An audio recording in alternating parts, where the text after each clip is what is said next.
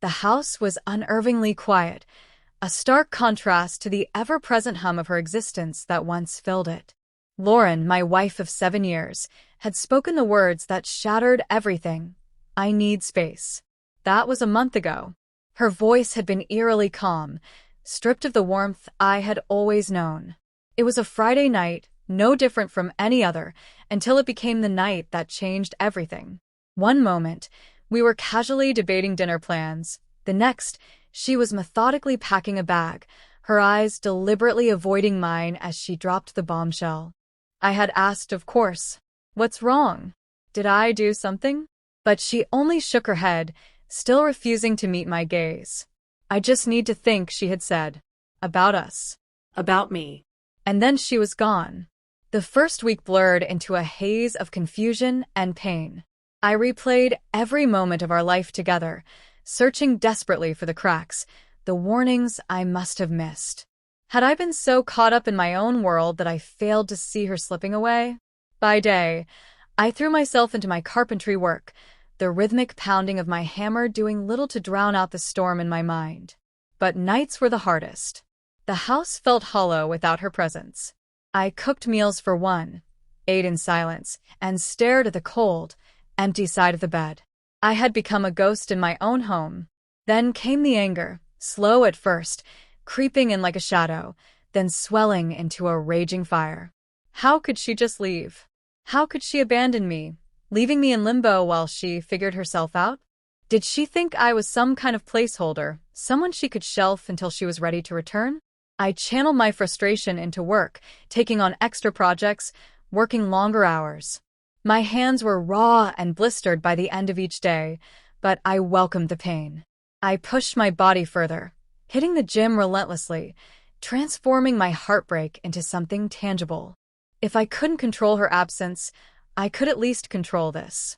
And then, a month later, on a quiet Sunday evening, she walked back through the door as if nothing had happened. A suitcase in hand. A hesitant smile on her lips. I didn't move to embrace her, didn't rush to welcome her home. I just stood in the living room, watching, letting her feel the weight of the silence she had left behind. "I'm back," she said, her voice uncertain. I missed you." I didn't answer. The words churned in my head, but the anger still simmered beneath the surface. Instead, I merely gestured towards the living room. She stepped inside, her eyes sweeping over the space. But it wasn't the same room she had left. While she was gone, I had meticulously transformed it. The old beige walls had been painted a deep, tranquil blue. The worn-out furniture replaced with sleek, modern pieces. I had ripped up the carpets, uncovering the dark hardwood beneath. The entire room was unrecognizable. I had rebuilt it, just as I had rebuilt myself. But it was what stood in the center of the room that made her breath hitch.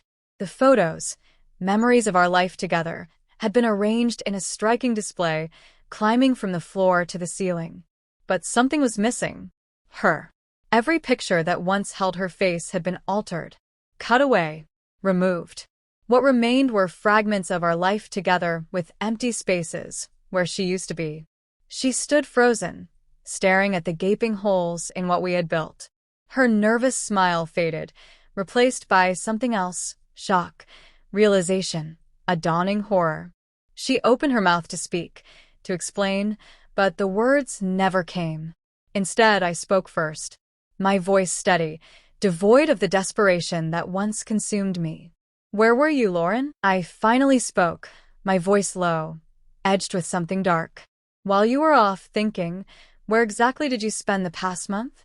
She hesitated. Her eyes flickered around the room, searching for an escape, for an answer that wouldn't shatter under scrutiny. Her lips parted, then pressed shut again. A faint flush crept up her cheeks before she finally offered a lie. "I was at my sister's place." A cold smile tugged at my lips. "That's interesting," I murmured, pulling out my phone. With a flick of my finger, I brought up a photo, one I had uncovered with a little effort. It showed her, not at her sister's house, but on a sunlit beach, laughing with another man. I had found him, too. A smug finance type, all designer watches and a hollow, practiced grin. Lauren stared at the image, the color draining from her face. It's not what it looks like, she stammered, her voice fragile, teetering on the edge of panic. I let out a breath, eerily calm. No, Lauren. I think it's exactly what it looks like. You wanted space? Well, congratulations. You got it. A new man. A new life. So go ahead, have it. She collapsed onto the floor, sobs racking her frame as the weight of her choices came crashing down on her. I didn't move. I didn't reach for her. The love, the pain, the fury, it had all burned away, leaving behind nothing but a hollow, indifferent void. Without another word, I turned and walked out the door, leaving her crumpled in the center of the room she once called home.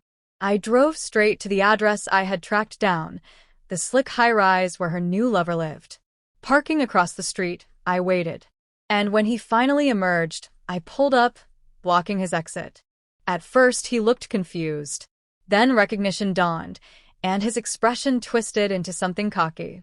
You must be Lauren's husband, he said, smirking. She told me about you.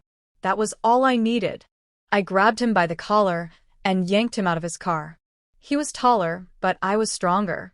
My fist connected with his face, sending him sprawling onto the pavement. I didn't stop. Another punch. Then a kick. Then another. All the rage I had swallowed, all the humiliation, the heartbreak, it poured out of me with every strike. Stay away from my wife, I snarled. My breath came ragged, my vision red. Stay away from my life. I left him there, crumpled on the cold concrete, his pristine clothes stained with dirt and blood. And for the first time in weeks, I felt something close to relief. It wasn't the most rational way to handle things, but I didn't care. Over the next week, I watched the fallout unfold. His career? Over. The company fired him after the scandal broke. Lauren lost her job, too. Her performance had slipped, her distraction obvious. As for him, his face ended up plastered all over social media. Security footage of the fight went viral. He tried to spin the narrative, deny the truth. But lies unravel eventually. He lost everything. His job. His friends. His carefully curated reputation. He became a cautionary tale. And Lauren? I never saw her again. I filed for divorce. She didn't fight it. She knew there was nothing left to salvage. And me? I had won. For the first time in a long time, I felt peace. The scars of betrayal still lingered, but they no longer consumed me. I had learned something powerful. Even after the deepest losses, you can reclaim your story. I had rebuilt my life. And this time, it was stronger than ever.